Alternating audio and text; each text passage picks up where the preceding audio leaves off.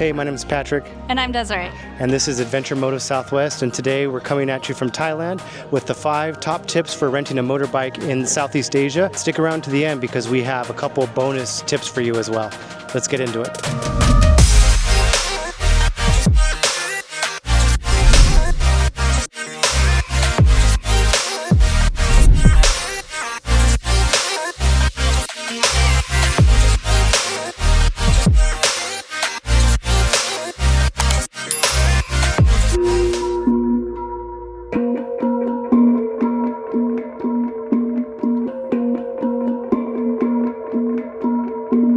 Alright guys, our first tip, when you rent a scooter, they may ask for something for you to leave as sort of a collateral or a deposit.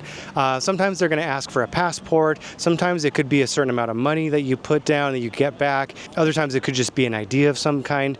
Your best bet, if possible, if they'll take it, is a copy of your passport. Don't leave your regular passport with them. Yes, you have their scooter, that is a thing, and they have your passport, but it's just best to carry your passport with you along with your international driving permit.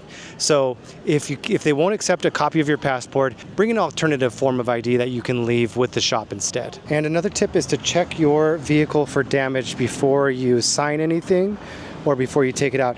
And the important thing is when you see damage, take pictures and video, even if it looks like a small hairline scratch like this one. I don't know if you can see in the video there with the glare, but even if it looks small to you, go and take a picture anyway. And another thing to think about is, as people ride these around, as they drop them, look at those points like here. Any of those points where if the vehicle was to tip over, that's where it would show damage. So on this vehicle, for example, you can see on the lever here, there is some paint that is chipped off. So this vehicle has been tipped over. So get pictures of that. Make sure that the person who is renting it to you is there with you and document all that. You can't be too careful. All right, the next one is to make sure you get a helmet from the store. In most cases, that will be included, but either way, you want something that's at least like a 3/4 helmet like this one. I wouldn't waste your time with just the helmets that are just on the top half, because they don't offer as much protection. And better yet, maybe even consider a full face helmet if they have those available. They are required for the tourists to wear, so it is important to have that as well. It should be included with the cost. We now stopped off at a local farm called Singa Park. We're driving by some tea right now, and we can see it all growing. We'll be back to the motorbike soon, but for your next tip, you definitely want to get your international driver's permit.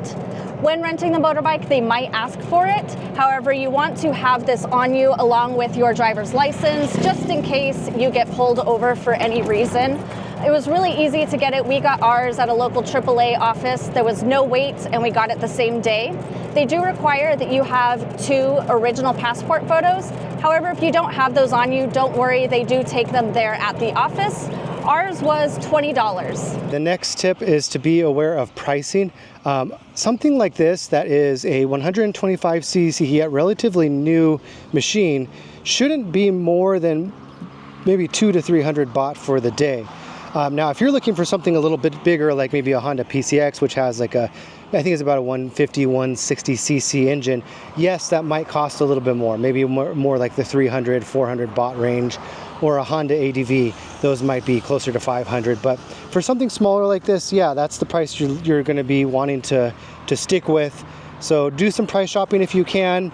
Negotiate a little bit. The first price they mentioned may not be the actual price, so feel free to offer something a little bit lower, but also know that they're not going to offer you something new like this for 100 baht for 24 hours. All right, guys, so just a quick note on gear. Obviously, you should always wear your gear, and if you guys have seen my channel or any of my videos, I'm a full gear all the time type guy. However, it's just not possible to do that when going international, especially as long as we are. We're out here for a few weeks. There just wasn't space. Plus, it's really freaking humid out and hot out here. So all this to say, always wear your gear. But we're driving real slow and cautiously, and of course we're also choosing our cities that we're driving in carefully based off of that as well. So helmet, that's a must for sure. Eye protection, everything's a must, but definitely a helmet. And it's just, I have yet to see a single Thai or anybody with full gear on, with even a abrasive jacket, an abrasive protection jacket. I haven't even seen that. So it's just going to be tricky to do that on an international trip. But if you don't have your gear like we don't, just take it easy, take it slow, be observant. So this next tip may not matter as much to some of you guys, but it definitely matters to me. I'm a little bit of a germaphobe, if you guys didn't know. So my next tip is to bring a skull cap or a bandana or something to act as a barrier between your head and the helmets that they will rent to you. Now, I will put a little caveat to that. The place we rented from was very nice. The helmets look pretty new and they actually sanitized them.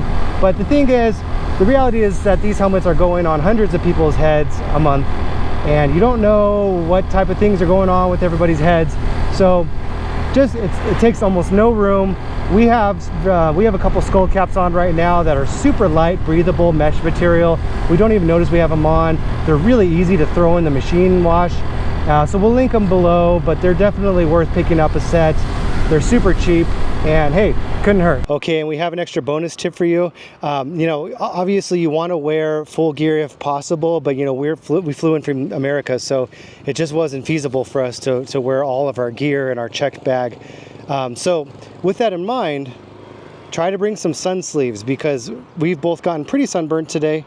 We're just about to return the machine, so it should be okay. But sun sleeves are good, long sleeves are good, but definitely also for the sun. Yeah, you want to have some sort of sun protection. Just wanted to say thanks again for watching this video. If you found these tips helpful, please consider liking the video and subscribing to the channel.